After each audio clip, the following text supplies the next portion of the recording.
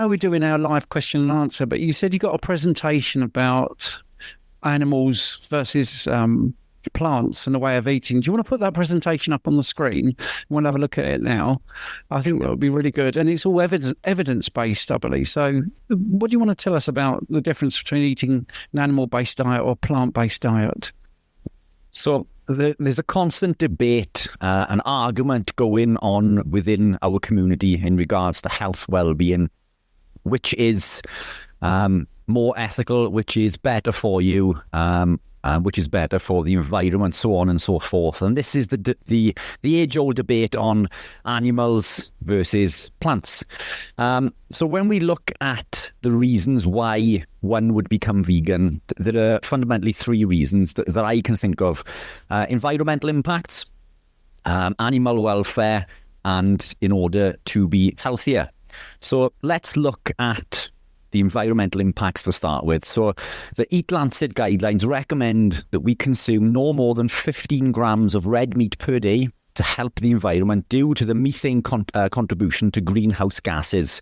So this is a statement there. It says, while meat is an important source of key nutrients, including protein, iron, and vitamin B12, excess meat consumption can harm our health and the planet. So aim to consume no more than 98 grams of red meat. That's pork, beef or lamb, 203 grams of poultry, and 196 grams of fish per week. So that's 14 grams of red meat per day. So let's look at what makes up the greenhouse gases. So these consist of methane, carbon dioxide, nitrous oxide, ozone, and water vapor. These gases are natural. They absorb the infrared radiation from the sun. They warm up the surface of the planet. Without these, the surface of the planet would be freezing, making it virtually inhabitable. So these are important. However, they are on the rise, which is also a concern. So when we burn fossil fuels, things like coal, oil, gas, we break down long-chain carbon molecules, releasing new carbon dioxide into the environment, increasing the total number in the atmosphere. With CO2 levels in the atmosphere being over 50% higher now than they were before the Industrial Revolution, this is a major problem, and wanting to reduce any additional gases to this makes perfect sense. So let's look at the research. So a study published by the US Environmental Protection Agency in 2016 stratified the number of emissions by source, and this has been echoed every year since. 90% of the emissions were coming from commercial, residential, industrial, transportation, and electrical, with only 2% from beef farming. Shockingly, agricultural crops contributed to over double this amount at 4.7%. In other words, crops, vegetables contribute more to the damage of our atmosphere than agricultural livestock does. The gases produced here with the machinery, energy, transportation all over the world comes from unnatural sources, i.e. burning more of these fossil fuels. The gases from ruminant animals are different. It's natural and are all part of something called the carbon cycle. The carbon cycle is a natural process in which methane produced by ruminants goes into the atmosphere and is broken down into carbon dioxide. This carbon dioxide is then used by plants during cellular respiration. Then the ruminants eat these plants, releasing methane back into the atmosphere, and the cycle repeats itself. No new carbon is created during this process. The carbons produced here are essential for the planet's survival, with no net gain to the atmosphere carbon contribution, unlike the industrial practices introduced by crop farming. Another important point here is that methane only makes up 8 to 10% of all greenhouse gases, meaning the 1.9 contribution from the cows can be lowered further as a potential contributor to these greenhouse gases. What's more astonishing, these studies, such as this one published on the Frontiers website, shows that using regenerative farming techniques, i.e. moving animals from one field to another and allowing the vegetation to grow back, results in more carbon sequestered back into the soil than the amount released into the atmosphere, making it carbon negative. Regenerative farming improves the atmosphere. It does not damage it. It improves the atmosphere. If this is true, why does the Eat Lancet report say to eat or to reduce to 14 grams per day? And unfortunately, the answer to this is very sinister. One which has been implemented, thrown in our faces and reinforced time and time again. So we have become brainwashed into believing that we are saving the environment by not eating meat. And it's all to make a profit. The Eat Lancet guidelines were sponsored by companies such as Kellogg's, Pepsi, Nestle, to name a few. Companies who have benefited in the trillions from more sales because of the plant-based revolution. Plant-based propaganda. So the fact here is that if one were to truly care about the environment, supporting regenerative farming over agriculture crop farming not only reduces the damage to the atmosphere, but actually improves it. Now, animal welfare. I hate animal cruelty. I am an animal lover. This is why I am carnivore. Many people become vegan for the right reasons. They are animal lovers and they want to protect the planet and save the environment. And guess what? I agree with them. We should all be doing this. They are against caged animals, chickens and cows stuck in small pens for their milk and eggs. I too am against these things, and I believe that the rest of the carnivore community feels the same way. Now, the thing with carnivores and vegans is that we may look complete opposites on the surface, but we are one and the same. We are just wearing different clothes. We both have different approaches, but we both want the same thing. I am an animal lover and I care about our planet and I care about the environment. This is why I am carnivore. Unfortunately, we have been misled, misinformed, tricked into making decisions believing we are doing the right things, all to line the pockets of Big Pharma and the food industry. Big Pharma and the food industry have been working together since the 1950s. One makes you sick, while the other sells you a drug in order to make you better. This is a perfect business model.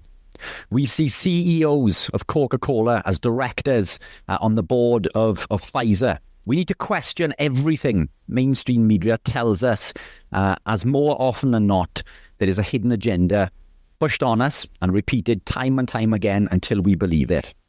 As a carnivore, I only eat animals that are not confined to a cage. I am against caged and housed animals.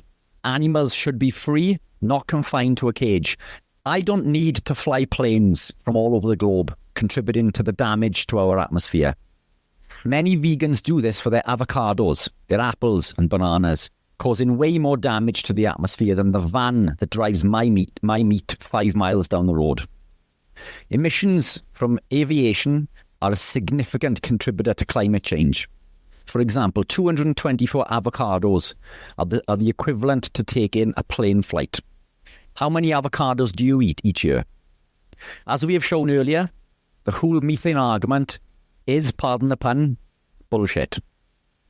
Now, I hear you saying that even despite the environmental impacts, vegans are not killing animals and carnivores do. But this isn't strictly true. Just because a vegan doesn't eat animals directly or consume animal proteins, this doesn't mean no animals are harmed or lives are lost. So let me explain. In order to grow a field of soy or corn or wheat, first tractor will plough the land, driving its heavy spikes deep into the earth in order to turn it over, pulling all of the vegetation from its roots, as you can see in the image. But notice all of those birds following the tractor. Well, why is this? Now, I must warn graphic content on the next slide, so please be aware. As the machinery carries out this action, lots of animals, mice, rabbits, voles, as well as worms, beetles and other insects are caught in the machinery and killed, leaving easy pickings for the birds. But many may think that this only happens once, but not at all. Every time these crops are collected, more animals die this way. These crops are also treated with toxic chemicals, pesticides, in order to kill any potential creatures, including animals such as rabbits who want to eat these crops. These chemicals are toxic chemicals such as glyphosate. Glyphosate is a herbicide that kills the microbes in the ground, desertifying the soil, making that soil a monocrop, not fit for use for anything else other than growing that single crop. The microbes in the ground are killed, so are the worms and the insects, and now so are the birds, as the birds have nothing to feed on, so they die off, and so do the animals that hunt the birds. By growing the crops on that one piece of land, we have now destroyed a whole ecosystem. This study by the Smithsonian National Zoo and Conservation Biology Institute shows that at least 67 million birds die each year in the US alone as a direct result of pesticide use. 67 million. But I buy organic, I hear you say. Can you honestly ensure that it is organic? Many supermarkets who state that they do supply organic have been challenged and been proven wrong. Even if it says organic, the only way you will know if it is truly organic is by growing this yourself. And I encourage you to do this. As a big veg eater previously, I grew my own, and I encourage you to do the same. And what you will find is that you cannot have life without death. How are you stopping those slugs from eating your lettuce? And why is a slug's life worth anything less than that of a bird or a rabbit or a cow? I know a small handful who grow their own, and I applaud them for doing so. But there's only so much you can grow in the garden before you must venture to the supermarket for your bread or your carrots. So it's clear that even with the best will in the world, even the strictest vegan lifestyle still causes death. But surely, it's way less than when eating just meat. When we look at the studies comparing meat eaters to vegans, anyone who is not a vegan is deemed a meat eater. But I don't agree with that, because many eating a standard diet are not sourcing their meat ethically. Many consume processed products and from caged animals, hens and cows. And again, I am 100% against this. This we need to stop. But when you look at a true carnivore, a person that only eats meat, or at least predominantly eats meat, we see a very, very different picture. Analysing various studies and statistics, including the Davis study and the wildlife population density studies, where, for example, 52% of field mice die during field activities, 77% of rats. And why is a rat's life worth anything less than a cow or any other animal for that matter? And also we find over 50% of grey-tailed voles die during alfalfa mowing. That we have evaluated these figures from a number of sources, and we are being incredibly conservative with these figures. Many studies showed way more death than the figures that we are presenting today. Now, the research shows that there are around 274 animals killed per acre in order to bring the produce to the table. 1 acre will feed around 12 people per year. That's 21 deaths per year. Now, I admit, now this is incredibly low. However, this does not account for other wildlife, such as the birds, the bees, the insects that are affected by the use of pesticides. And remember, those 67 million birds each year in the US alone. Now, what about nutrition? Is being a vegan healthier? So, if we take a look at this slide, Steve, we have stratified here two so-called superfoods, blueberries and kale. And then over the right-hand side of the line on there, we have animal proteins, ribeye, beef liver, fish roe, eggs, so on and so forth. Every vitamin and mineral, from vitamin A down to zinc. Now, if we look at this image, Steve, and I'll say this for the purpose of the people listening to the audio podcast, but there is no vitamin A in vegetables. True vitamin A comes in the form of retinol. Now, what's contained in vegetables is a precursor called beta-carotene, which isn't vitamin A at all. This beta-carotene needs to be converted into the active form of retinol, but in order to do so, it needs to be acted upon by an enzyme called BCMO, which depletes this beta-carotene by 21 times, making the amount converted close to zero. Animal proteins, highly abundant in retinol, true vitamin A. B vitamins, vitamin B1, trace amounts, trace amounts, niacin, next to nothing. What have we got? Vitamin B6, pyridoxine, again, incredibly low volumes of vitamin B6. Biotin, B7. Then we got folate. Yes, plants contain folate, but guess what? As you can see by the image, so do animal proteins, and in abundance. Cobalamin, vitamin B12, does not exist yet. Vitamin B12 is found in abundance in animal proteins. Vitamin C is another big argument from the vegan community. Where do you get your vitamin C if you are not consuming vegetables or fruits? We have been told that vitamin C does not exist in animal proteins, but it does. And 100 grams of ribeye contains 3.5 milligrams of vitamin C. Beef liver, a whopping 25 milligrams per 100. Fish roe, 16, so on and so forth. So vitamin C can be found and is found in animal proteins. Now, the key to this is understanding how vitamin C is absorbed within the body and how it competes for absorption. It competes for absorption with glucose through the GLUT4 transporter. So living a lifestyle in which we are consuming lower carb means our requirement for that vitamin C is also lower, meaning we don't need as much vitamin C as we would if one was consuming high levels of carbohydrate. Now, we know that vitamin C is found in meats. It's been stated all through history. One notable is the Napoleonic War, where they fed dead horse meat to the soldiers who suffered with scurvy in order to prevent it and cure it. And it did indeed. So I haven't eaten plants since I can remember. I don't suffer with any of these issues. You don't, and many others that we work with. In fact, I've never met anyone who is vitamin C deficient. And again, it comes down to this absorption between the competition between the glucose and the vitamin C. Vitamin D does not exist in plants, found in abundance in animal proteins. Vitamin E, yes, is found in plants, but we can also get tons and tons of this from animal proteins.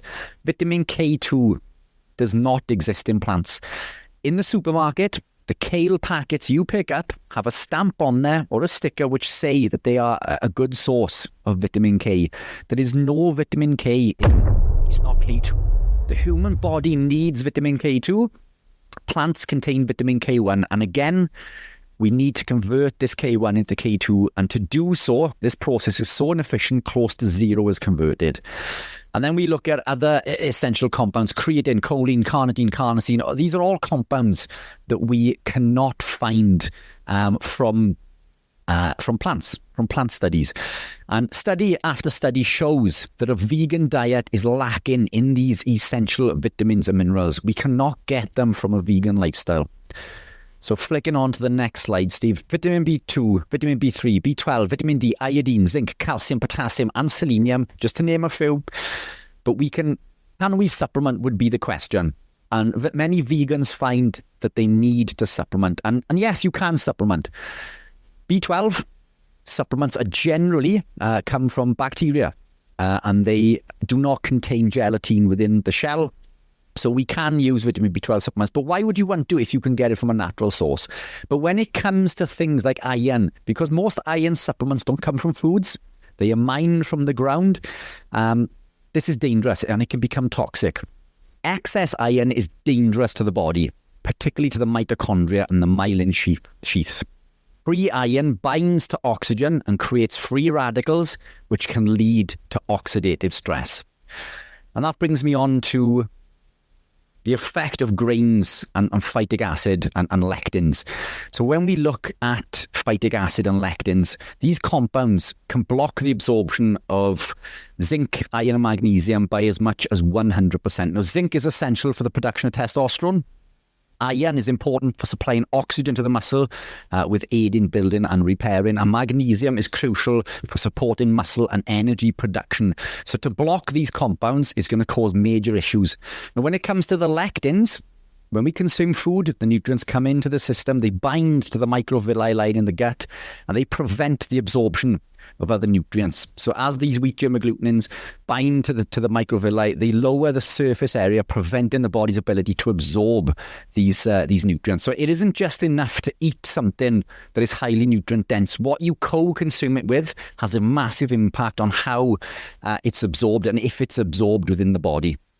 Now, even more damaging is when these lectins come into the system, they bind to the epithelial cells, they cause the release of a molecule called zonulin.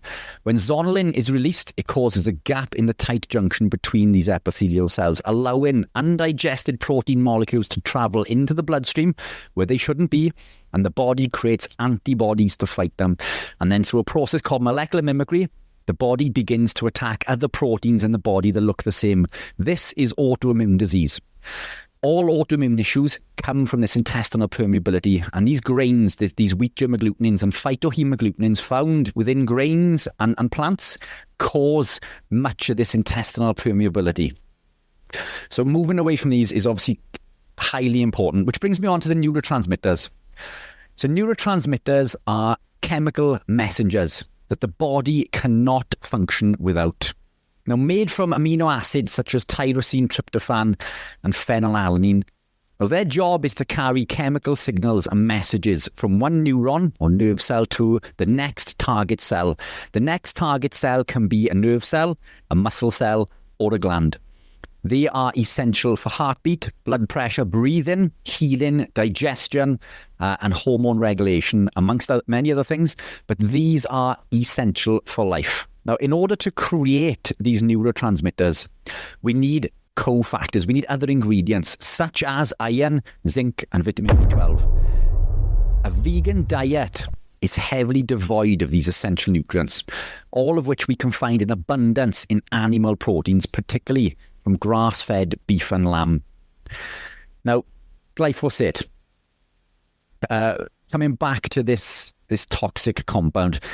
Now, remember the glyphosate that we mentioned earlier on, the herbicide used to kill the creatures that want to eat our food, our plants. Well, guess what? They also cause harm to us as human beings. Now, glyphosate blocks a pathway called the shikimate pathway, a pathway that affects bacteria and was once thought not to harm human beings. But we too have bacteria. We have bacteria in our gut. 95% of our neurotransmitters are made within the gut from our aromatic amino acids, tryptophan, tyrosine, and phenylalanine. As we showed earlier, we need these to go on to produce our neurotransmitters, but glyphosate blocks the shikimate pathway. It blocks our body's ability to create these aromatic amino acids. And by doing so, our ability to create our neurotransmitters. And remember, our neurotransmitters, we need these. We need these neurotransmitters for many essential processes within the body. That bread, a cereal, no longer look as appetizing as they once did. Hey, I'll leave that one up to you. Methylation. Now, methylation, many of you have heard of, or maybe don't understand, but methylation is a first-line essential biochemical process in the transmission of life. We need to perform this for life. So, click on to the next slide. So, methylene tetrahydrofolate reductase, or MTHFR enzyme, and methylfolate B9, B12 and B6 create methylfolate, which breaks down a compound called homocysteine, creating methionine, which goes on to create a compound called SAMe. A defect prevents us from producing this methylfolate. Now, methionine is used to make SAMe, or S-adenosine methionine.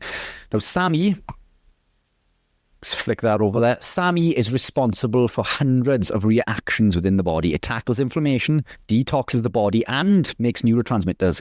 SAMe plays a role in the immune system, maintains cell membranes, and help reduce and break down brain chemicals such as serotonin, melatonin, and dopamine. And it works with vitamin B12 and vitamin B9. So a deficiency in either one of these may reduce levels of SAMe. Now, we need these essential cofactors to perform methylation. We can't methylate without them. So choline, B2, B6, B9, B12, so on and so forth. We need these cofactors to perform methylation and lead to the production of chemicals such as SAMe. Now, as we said earlier, the simple fact of the matter is we've expressed, earlier, a vegan diet is devoid of these essential nutrients. Therefore, a vegan will never be as healthy as they should be. They will never be as fit as they could be. So why do vegans report good health? They become healthier in spite of and not because of. Many vegans are well educated, who are very active and practice things like yoga. They do not eat processed foods, don't drink alcohol, they don't smoke, have a very good social network. All of these are contributing factors to health and well-being. Many vegans, when making their transition, will see fantastic health benefits. And I too believe a vegan lifestyle is healthier than a standard lifestyle. But the standard lifestyle is not a good benchmark for health and well-being in the first place. The benefits seen are in spite of and not because of. A vegan isn't healthier because they have removed meat from their diet or because they are eating more vegetables, for that matter. The benefits seen are to do with healthy user bias, what they are doing, and other contributing factors in regards to the things that we have just mentioned. Now, a typical vegan, as I said earlier, is well educated. They don't eat processed foods, they don't drink, they don't smoke, they practice many of these physical activities, running or HIIT in the gym, and maybe even meditation, for example. The majority of vegans go back to eating meat. And as this slide shows, in 2014, Fauna-Lytics, the Human Research Council, an organisation that conducts research for the support of animal welfare, discovered that 84% of the 11,000 vegans and vegetarians within their study pretty quickly reverted back to their omnivorous ways. 1/3 of the participants lasted less than 3 months, and over half had stated eating meat again within the first year, or started eating meat again within the first year, quoting catastrophic health concerns as a reason. So, that's food for thought, pardon the pun. So what if we eat eggs and dairy? We're not technically killing any animals there. Well, let's take a look at this. So in order for a mammal to lactate or produce milk, they must first become pregnant and give birth. The newly born calf is quickly removed and the mother is milked for many months. If the calf is male, it has no use within the dairy industry, so its life is either terminated immediately or it's reared up to 40 days, at which point it's sold to the beef market. Now, in 2018, an investigation by The Guardian estimated that 95,000 deaths occur every year within the UK alone. Unfortunately, it doesn't end there.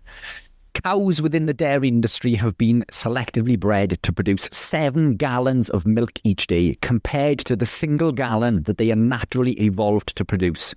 Their swollen udders grow unnaturally large, inhibiting their ability to walk and rest comfortably, and are prone to excruciating and sometimes fatal infections. The dairy cows that do live on are kept indoors and are fed wholly on grains and prevented from grazing and forced to live in cramped indoor spaces. Now, even though its lifespan could exceed 20 years, most on a dairy farm live only till 5. So as you can see, just because you're not eating meat, consuming milk still causes death. And guess what? I don't drink milk. If you are going to consume milk, find a local farm who produces A2 milk from grass-fed cows who pasture every day using that regenerative farming technique.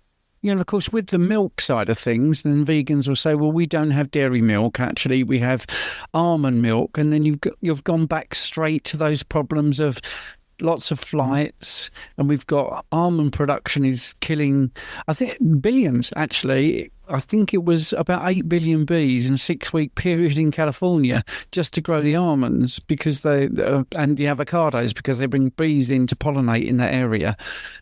Also, tons and tons of water is needed to grow almonds, and that's causing a problem under the soil, actually. So one of the arguments is that carnivores kill more animals, but what if we just consumed meat? Now, the amount of beef supplied by the average cow, and this does vary, you did a post recently which stated higher than this, but based on the research I've looked at, I'm going to stick with this because the numbers tie into this. I think the one that you quoted recently, Steve, was like £550, but I've put in 500. So 500 pounds of meat.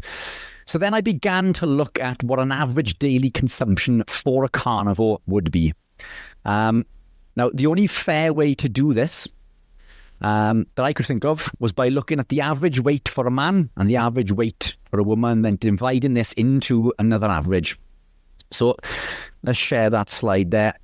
So in order to do this, I looked into the average height of each, which was 5'9" for a man and 5'4" for a woman. Then I gathered data for the average weight of these, which for a female was 95 to 123 pounds, giving us an average of 109. And for a man was 140 to 171 pounds, giving us an average of 156.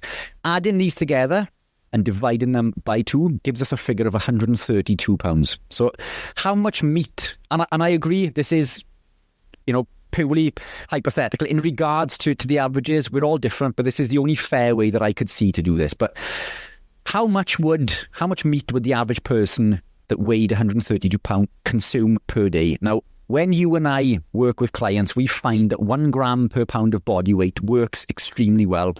Most of us within this carnivore lifestyle find that is all that we need. Now, most are satisfied as the protein and fat satisfies and fills us for longer. So that would be 132 grams of protein per day. Now, to obtain this, one would need to consume 530 grams of beef, because protein isn't 100% protein. So a protein source, 100 grams of protein doesn't equate to 100 grams. 100 grams of beef doesn't equate to 100 grams of protein. It's between 20 and 25%. And I've gone to the lower end of this as well. So 530 grams of beef would allow us to achieve this per day. Now, the protein coupled with the natural fats are more than enough to supply all of the nutrients, vitamins and minerals that the body needs, not just to survive, but thrive. So let's round that 530 grams of beef up to 600. So with an average cow supplying 500 pounds of beef, or 227 kilograms, or 22,700 pounds, divide that number that we've just come up with, that 600 per day, would mean that 1 cow would feed a carnivore for over a year. 1 cow for over a year.